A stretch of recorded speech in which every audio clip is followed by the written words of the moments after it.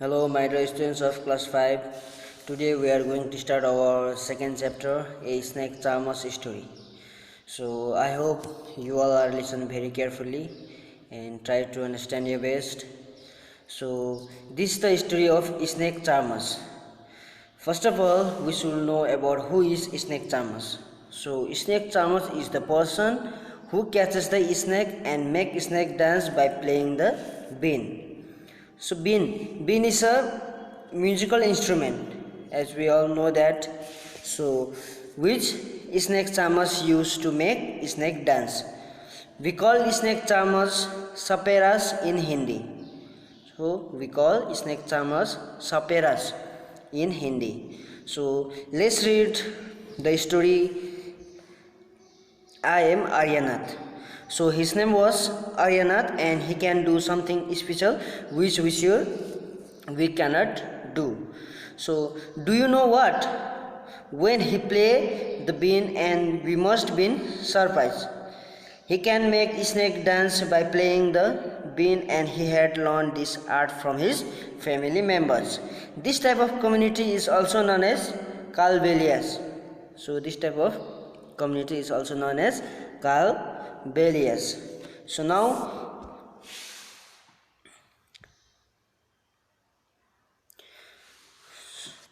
you want to tell us about his grandfather's story.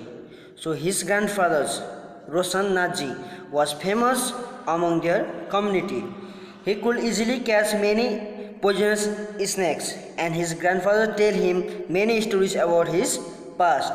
So come listen, let's read his story in his own word.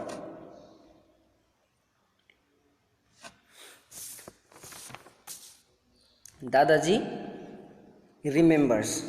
So from the time of his grandfathers and great grandfathers, they all were saperas, that means snake charmers.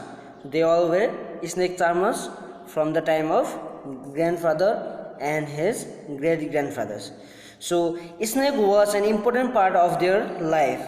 So they used to move from village to village carrying snakes in bamboo baskets. Whenever they stop in a village, a crowd, that means a lot of people, comes and gather around them to see snake dance. Then they used to take out their snakes from the bamboo basket and make it dance by playing bean. So even after the show, some people stay there because they knew that in their tin box there were many types of medicines for them.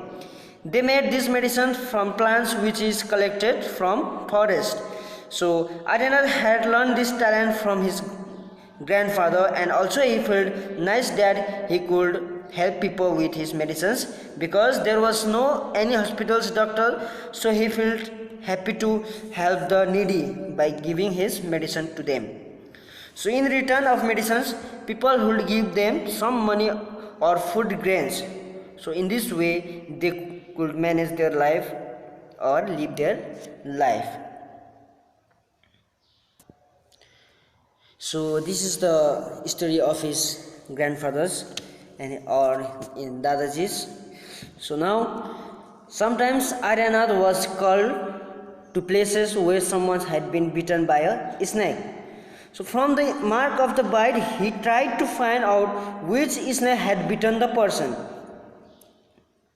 And then he would give a medicine for that. But he had not always been on time to help because there was no any facilities of transport. So as we know, some snakes bitten can even cause death on the spot because some snake was very poisonous.